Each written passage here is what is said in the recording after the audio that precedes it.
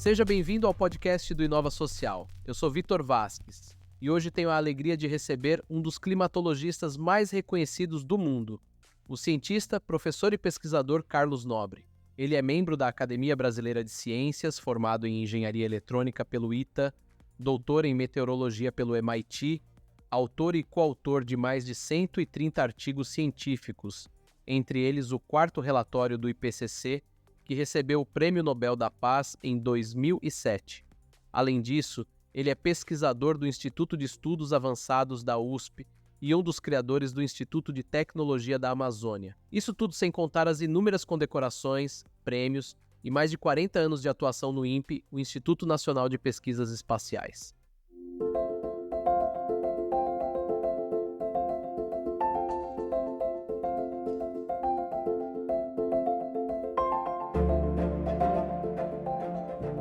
Professor, para iniciarmos nossa conversa, eu gostaria que o senhor fizesse um balanço da nossa situação atual quando falamos sobre mudanças climáticas.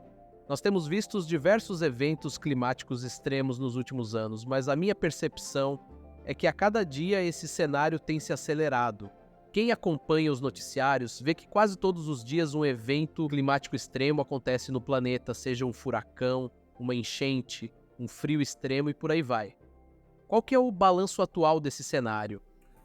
O painel intergovernamental de mudanças climáticas, ele já, no seu relatório de avaliação das mudanças climáticas globais, lançado em 2021 e 2022, ele já colocou com clareza que o aumento dos extremos climáticos observados já era um resultado de ação antrópica e não era mais uma variabilidade natural do sistema climático.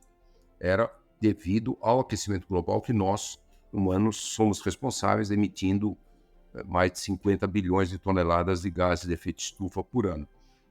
Esse relatório, o primeiro relatório foi lançado em agosto de 2021, e depois o segundo e o terceiro grupos de trabalho. O primeiro grupo de trabalho, agosto de 2021, é o grupo da física das mudanças climáticas, depois o grupo de trabalho vulnerabilidade e adaptação, impactos em fevereiro de 2022 e depois o último grupo de trabalho de mitigação em março de 2022, desculpe. Mas veja bem, e ele já falou o que nós íamos ver explodindo em 2022 e 2023, que foi um grande aumento dos extremos climáticos. Mas os extremos climáticos, e aí a ciência já mostra que se não fosse a emissão dos gases de efeito estufa aumentando a temperatura do planeta, aumentando a temperatura dos oceanos, nós não teríamos esse acelerado aumento dos eventos extremos. Então, o número muito maior de eventos extremos, de ondas de calor, de secas, de chuvas intensas, como essa que criaram um recorde de chuvas ali no norte do Rio Grande do Sul, na bacia do Rio Taquari. Então, tudo isso está acontecendo no mundo inteiro. E nós tivemos, em 2022, já um recorde de temperatura na Europa, e ela foi responsável por 61 mil mortes, principalmente de idosos acima de 70 anos. Depois, em 2023, esse recorde de 2022 foi batido. Parte do sul dos Estados Unidos, México, foi batido também em grande parte da Europa. E nós estamos tendo os 3 últimos meses, junho, julho e agosto, os mais quentes no planeta Terra, desde que existem registros históricos e também com dados arqueológicos e dados geológicos do passado distante. Esse é o mais quente em milhares de anos, esses 3 últimos meses. Então, nós estamos acelerando demais as mudanças climáticas, quer dizer, o impacto das mudanças climáticas. Quando a gente olha alguns relatórios do IPCC lá atrás, 20 anos atrás, eles indicavam que esse nível de extremo, essas ondas de calor, secas, chuvas intensas, tempestades, esse nível de eventos extremos estaria acontecendo depois de 2040, chegando em 2050. Então, isso tudo foi antecipado por 20, 25 anos, e essa é uma realidade, e o último relatório, como eu falei, ele já dizia que isso tudo era uma ação antrópica, e nós tivemos, em 2000 15 e 16. 16 foi o ano até então mais quente do registro histórico, que foi devido ao El Niño mais forte registrado do registro histórico, o El Niño 2015 e 16. Aí depois, em 2022, a temperatura global tinha aumentado 1,15 graus com relação à temperatura média de 1850 a 1900. Esse ano vai bater todos os recordes. É possível que a temperatura no final do ano 2023 já tenha aumentado 1,3 graus. Em 2016 ela subiu 1,26 graus por causa do El Niño. Nós temos esse ano um El Niño forte. Ainda não sabemos se ele vai bater o recorde de 2015 e 16, mas de qualquer modo é um El Niño forte. E com o aquecimento dos últimos anos, certamente vai bater o recorde, 2020, 2,26 graus, e será o mais quente da história. Lembrando que o Acordo de Paris e o reforço do Acordo de Paris feito na COP26 em Glasgow em 2021 dizia e diz que nós não podemos passar de 1,5 graus. Lá atrás, em Paris, se falou não passar de jeito nenhum de 2 graus de aquecimento, tentando ficar em 1,5. Depois, na COP26, se disse, olha, não vamos passar de 1,5, porque de 1,5 para 2 graus tem enorme impacto. A gente nem chegou em 1,5 e os extremos climáticos já explodiram no planeta, em todo o planeta. Então, nós tivemos, por exemplo, recorde agora no mês de agosto, recorde de temperatura em Cuiabá, por exemplo, no norte do Cerrado. É inverno no hemisfério sul. Nós tivemos um recorde de temperatura nos Andes, no Chile, a temperatura passou de 42 graus. Na montanha, no Chile, a neve foi toda derretida, isso é em parte devido ao El Niño, mas também devido ao aquecimento global. Então, esse é o quadro global que nós estamos tendo e os recordes estão sendo de extremos climáticos estão sendo batidos em todo o mundo e também aqui no Brasil. Se a gente pegar 2021, final de 2021 até o presente, nós tivemos inúmeros recordes de chuvas, causando inúmeros desastres, mais de cerca de perto de 800 pessoas já morreram. A maioria das mortes no Brasil são devido a extremos de chuva causando deslizamentos. Em segundo lugar, inundações como essa no Rio Grande do Sul, na semana passada. E a ciência ainda não conseguiu, diferente da Europa, a ciência ainda não conseguiu estabelecer claramente quantas pessoas, principalmente os muito idosos e bebês, teriam morrido pelas ondas de calor. Nós tivemos vários recordes de onda de calor. Em 2022, lá no oeste do Rio Grande do Sul, chegou a 43 graus. Em Cuiabá passou de 43 graus e chegou a 46 graus. Então, mas faltam estudos, porque essas ondas de calor afetam muito a saúde de pessoas idosas.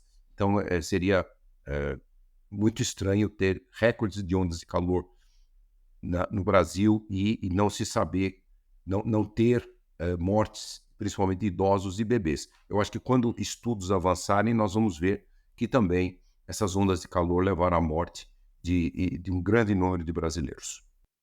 Ainda sobre o IPCC, o painel vem reforçando nos últimos anos a emergência que tem sido o surgimento dos refugiados climáticos. A própria Acnur, que é a agência da ONU para refugiados, ainda define como refugiado aqueles que são forçados a saírem de seus países devido a questões de raça, religião, nacionalidade, pertencimento a um determinado grupo social ou opinião política. Eu gostaria de saber qual a sua opinião sobre o termo refugiados climáticos e se o senhor acredita que esse cenário tende a aumentar.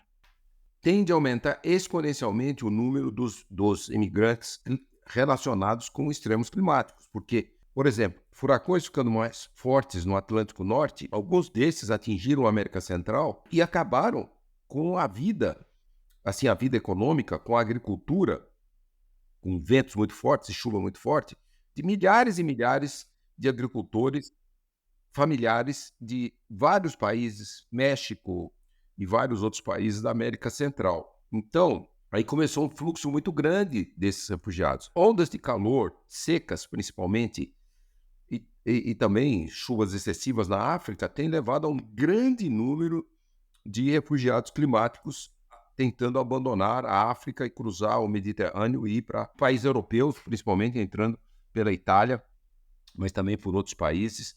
Então, isso, se as mudanças climáticas continuarem, centenas de milhões de pessoas perderão as suas condições habitacionais, as suas condições econômicas, principalmente agricultores, familiares. Então, se estima que centenas de milhões de refugiados climáticos procurariam migrar para outras regiões onde teriam um melhor valor. Se a temperatura passar de 1,5, passar de 2 graus, o relatório das Nações Unidas, lançado semana passada, mostrou que nas curvas de emissões que nós continuamos, nós vamos chegar em meados do século com a temperatura entre 2,4 e 2,6 graus mais quente. Isso vai aumentar entre 30% e 50% os eventos extremos que já estão acontecendo hoje. Aí, centenas de milhões de refugiados climáticos vão gerar no mundo.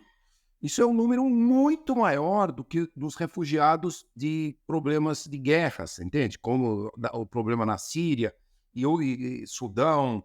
Então, é um enorme risco para a humanidade também os refugiados climáticos.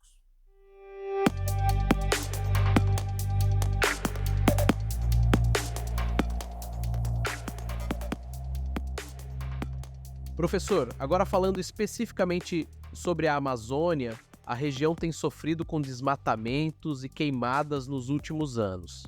A gente tem visto isso em todos os jornais. Na sua visão, qual é o atual cenário? Nós já atingimos um ponto de não retorno da Amazônia? Seja isso por uma interferência humana, mudanças climáticas ou desmatamento? Nós estamos muito próximos de chegar num ponto de não retorno da Amazônia. Todo o sul da Amazônia, do Atlântico, sul do Pará, norte de Mato Grosso, sul do Amazonas, Rondônia, Acre e Amazônia Boliviana, toda essa região, 2,3 milhões de quilômetros quadrados, estão ali na beira do ponto de não retorno, porque a estação seca ali está 4 a 5 semanas mais longa e em 40 anos, um pouquinho mais de 40 anos, desde 1979, ela vem ficando uma semana mais longa a estação seca por década. Se a estação seca era antes 3 a 4 meses no todo sul da Amazônia, agora já está 4 a 5 meses. Quando ela atingir 5 a 6 meses, não mantém mais a floresta. Ela se torna um ecossistema super degradado, do céu aberto. Parece uma savana tropical como o Cerrado, mas muito mais pobre. O Cerrado é riquíssimo em biodiversidade e armazenamento de carbono. Perde muito a capacidade de reciclar água. A estação seca não só ficou mais longa, mas ela está 2 a 3 graus mais quente. Também menos chuva na estação seca, mais longa, mais quente e mais seca. E nessa imensa área, a floresta aumentou demais a mortalidade de árvores. E o sul da Amazônia, a floresta virou fonte de carbono. Ela perde mais carbono do que ela retira da atmosfera por mecanismos naturais. Então, ela está na beira do precipício aí do ponto de não retorno e, portanto, se essa Amazônia toda armazena uma gigantesca quantidade de carbono, se passar do ponto de não retorno, nós vamos jogar na atmosfera em 30 a 50 anos uns 250 bilhões de toneladas, umas 250 bilhões de toneladas de gás carbônico, tornando praticamente impossível atender o Acordo de Paris. E esses números não estão nos dados da ONU, de que dizem que a temperatura até 2050 só aumentaria a 2,4 a 2,6.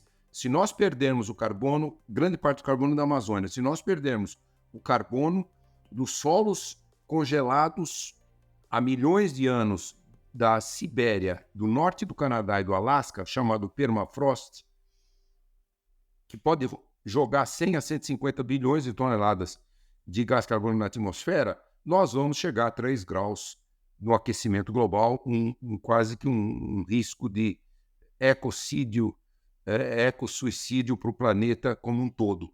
Então, é muito importante nós zerarmos o desmatamento, a degradação e o fogo na Amazônia imediatamente, nós passarmos a ter um grande projeto de restauração florestal, fazendo a floresta secundária crescer muito rapidamente. Aí a floresta secundária crescendo, ela volta a reciclar água.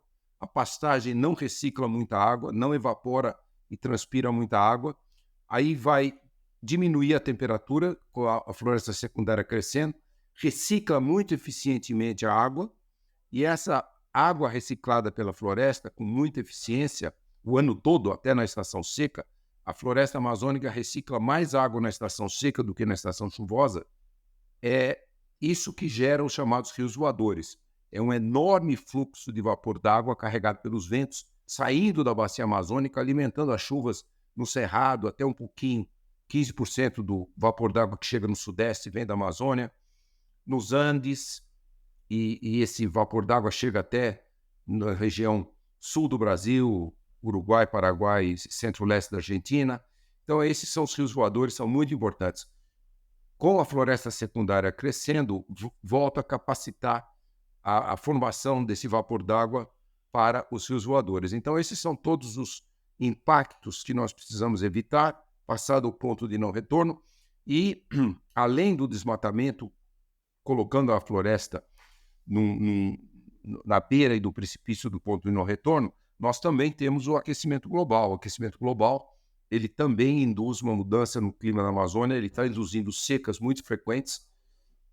Por exemplo, nós tivemos, antes, historicamente, nós tínhamos uma seca muito severa a cada 2 décadas. Agora nós estamos tendo 2 secas severas por década, 2005, 2010, 2015, 2016, 2020.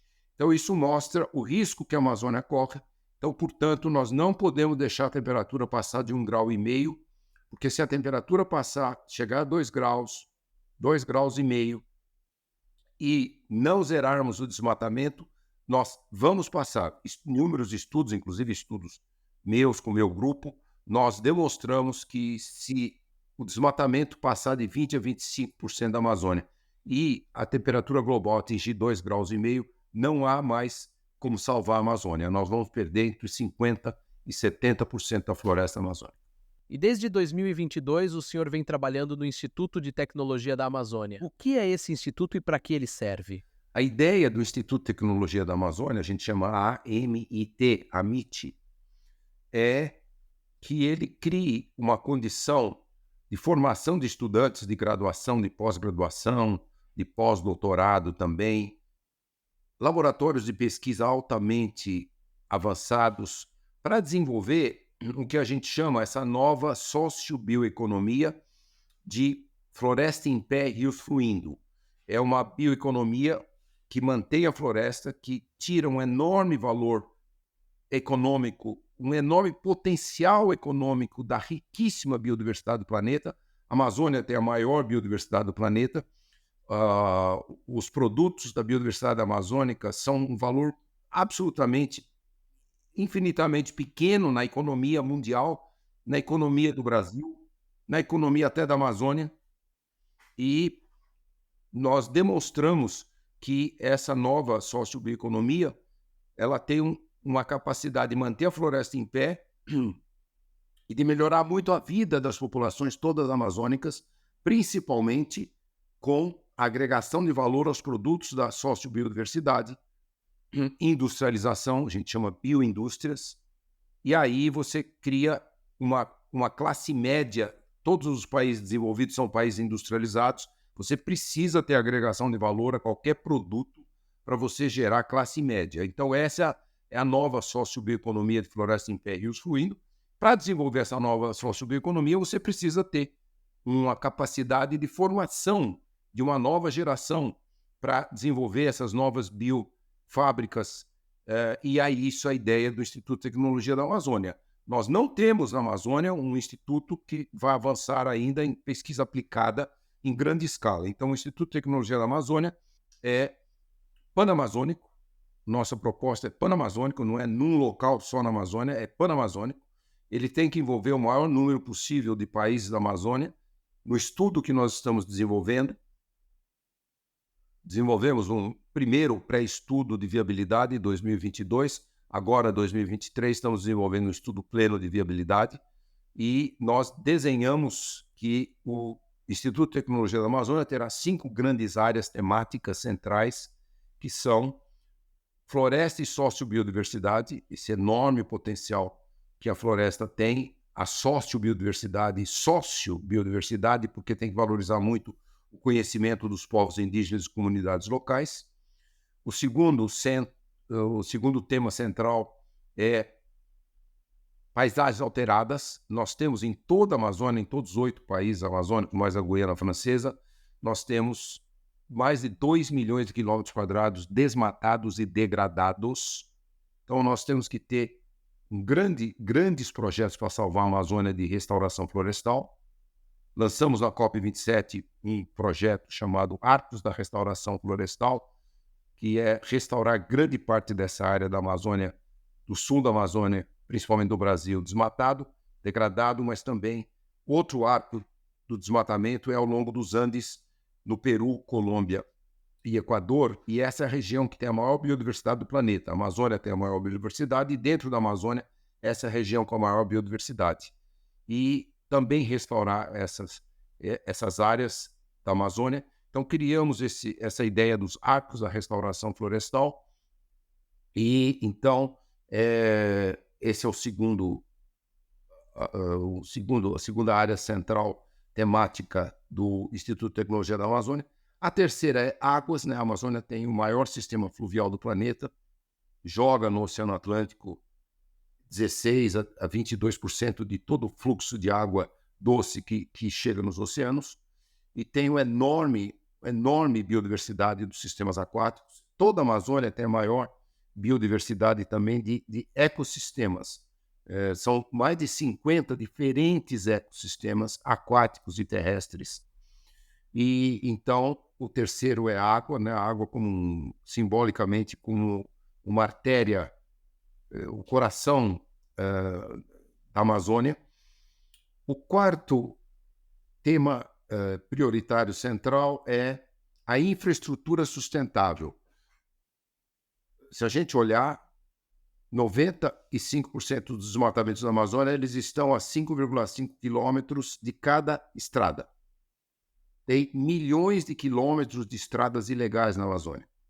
Então, nós precisamos achar uma outra infraestrutura para a Amazônia, de transportes fluviais, com barcos, lanchas, etc., que funcionem a energias renováveis. Energias renováveis, todos nós brasileiros damos para a Amazônia um subsídio de cerca de 7,5, 8 bilhões de reais por ano para que o preço dos combustíveis fósseis na Amazônia não seja um preço real. Por exemplo, todas as comunidades isoladas na Amazônia têm geradores a diesel. Então, o diesel tem que chegar lá. Então, esse preço é muito alto, mas para o diesel chegar num preço possível das comunidades utilizarem, também para o transporte de barco, para os transportes nas rodovias. Então, esse é 7 a 8 bilhões de reais que todos os anos nós damos como subsídio para que o preço dos combustíveis fósseis sejam preços não reais. E então nós temos que também transformar a geração de energia na Amazônia, energias renováveis, enorme potencial de energia solar. Vários lugares da Amazônia também têm potencial de energia eólica, como, por exemplo, Roraima, a costa atlântica. Existem também vários outros potenciais de energias novas, como o hidrogênio verde. Na costa atlântica tem um potencial também de energias da maré, ali, principalmente no Amapá. E também tem um potencial na costa atlântica do Maranhão até o Amapá, do gradiente térmico que o oceano tropical tem. Tem 20 graus de diferença de temperatura entre a superfície do oceano e 1.000 metros de profundidade, e você transforma esse gradiente de temperatura em energia elétrica e outras formas de energia. Então, esses são gigantesco potencial de energias renováveis. Então, esse é o quarto tema do Amit. E o quinto tema é a Amazônia urbana, né? Quase 70% da população da Amazônia toda, 47 milhões de habitantes, é urbana. Na Amazônia brasileira, esse número passa de 75%. Então, nós temos que ter também no Amit formação educacional para desenvolver uma Amazônia urbana sustentável. A bioindustrialização ela é muito urbana também, além de ser rural, mas ela é muito urbana, porque a maioria da população vive ali. Então, tem muitos desafios urbanos nas cidades da Amazônia brasileira. Nós temos um dos piores índices de desenvolvimento humano de todo o Brasil. Então, nós precisamos construir uma nova economia urbana também na Amazônia, muito baseado nessa bioindustrialização, a sociobioeconomia e da sociobiodiversidade. Então, também esse desenvolvimento tem que servir. Então, o Amit é isso, serão a ideia é que sejam vários sistemas educacionais em vários locais da Amazônia, toda a Amazônia, não só o Brasil, e também com laboratórios avançadíssimos, laboratórios flutuantes, que também vão percorrer os rios amazônicos, vão capacitar populações para essa nova sociobioeconomia espalhadas por toda a Amazônia, e formação, como eu falei, de milhares de estudantes por ano para essa nova bioeconomia. Um dos componentes também do Amit é a Escola de Negócios Sustentáveis. Em inglês a gente chama Amazonia Rainforest Business School, uma escola de negócios de floresta em pé para formação muito avançada em economia. Não existe isso em nenhum país tropical do mundo, como ter uma escola de negócios para formar pessoas em graduação e pós-graduação para essa nova sociobioeconomia. Então, isso nós já estamos também desenvolvendo o plano para essa nova escola de negócios que será parte do Amit.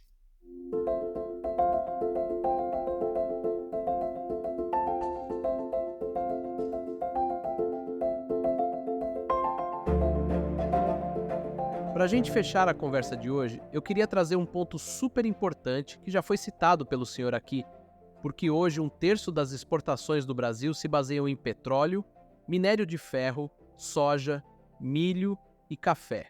O senhor acredita que a bioeconomia, não só na região amazônica, pode tornar o Brasil um país singular? De fato, essa é uma grande saída. Se você me perguntar, essa é a única grande saída? Talvez não, porque nós estamos vendo inúmeros países, como China e outros países que eram 30, 40 anos atrás, países pobres, estão melhorando muito a sua qualidade de vida. Até a Índia agora, a Índia nos últimos anos teve entre os índices de crescimento do PIB até mais altos que a China. Então nós estamos vendo uma diminuição da classe pobre. A Índia tem reduzido centenas de milhões de pessoas da classe pobre. Então, eu acho que cada país, China e Índia, estão indo muito na industrialização, nas tecnologias modernas, de informática, de computação.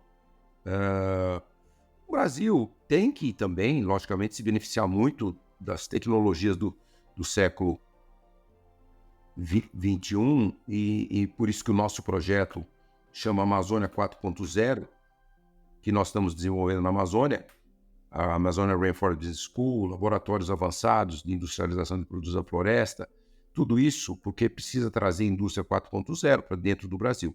Mas o nosso grande potencial inexplorado, lógico, a Índia tem florestas tropicais no sul da Índia, mas nada se compara com a Amazônia no mundo.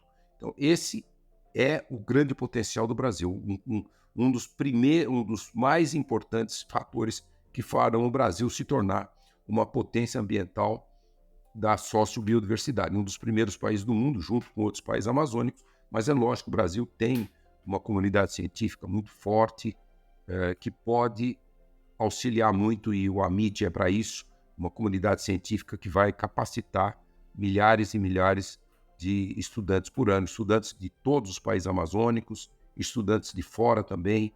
Nós queremos realmente criar essa sociobioeconomia, e o Brasil e os países amazônicos também se tornarem os primeiros países. Fazendo um dado para comparar, se você pegar um hectare de pastagem na Amazônia, ele gera 60 a 120 dólares de lucro por ano. Lucro. Que alimenta a economia. Uma pessoa que trabalha em fazenda pecuária na Amazônia cuida de 100 hectares. 100 a 150 hectares. Quando você pega a cultura da soja, 1 hectare dá um lucro de 200 a 300 dólares. Quando você pega 1 hectare de sistemas agroflorestais que produzem inúmeros produtos, açaí, castanha, cacau e uma série de outros produtos, cupuaçu, buriti, tucumã, patauá, eu podia aqui ficar falando mais de 100 produtos, esse 1 hectare gera 1.000 a 1.500 dólares por ano de lucro. E 100 hectares de sistemas agroflorestais tem 20 a 40 funcionários empregados. Veja a comparação com pecuária. 100 hectares, um funcionário. 100 hectares de sistema agroflorestal, 20 a 40 funcionários. 20 a 40 vezes beneficiando mais pessoas com empregos, gerando um lucro muito maior, 10 vezes o lucro da pecuária, 3, 4 vezes o lucro da soja. Então, economicamente também faz todo sentido manter a floresta em pé. E esses números ainda são com pouca industrialização. Quando a gente olha algumas cooperativas lá na Amazônia, e a gente costuma usar 2 exemplos, existem mais, existem muito poucas biofábricas na Amazônia, menos de 100 em toda a Amazônia, mas algumas funcionam bem. Por exemplo, da cooperativa de Tomé-Açu, que chama Canta, ao sudoeste de Belém, de descendentes japoneses lá de trás, eles hoje os cooperados já atingiram a classe média, inclusive 1.800 agricultores familiares que fornecem os produtos, eles já fazem alguma industrialização. Atingiram a classe média. A cooperativa Reca, lá de Rondônia, na fronteira com o Acre, mesma coisa. Eram migrantes que vieram do sul do Brasil para Rondônia lá na década de 70, quando se desmatou demais para pecuária, etc. E lá no final dos anos 80 e 90, eles abandonaram a pecuária e passaram a desenvolver sistemas agroflorestais, aprenderam muito com as comunidades locais. Já nos últimos anos passaram a industrializar vários desses produtos, também atingiram a classe média. Então isso dá uma ideia muito clara dessa sociobioeconomia. Ela tem um gigantesco potencial e ela vai melhorar muito a vida das populações amazônicas. E com essa fala do professor Carlos Nobre, nós encerramos o episódio de hoje. Eu gostaria de agradecer mais uma vez a participação do professor nesse bate-papo. E você, ouvinte, a gente se encontra no próximo episódio. Até lá!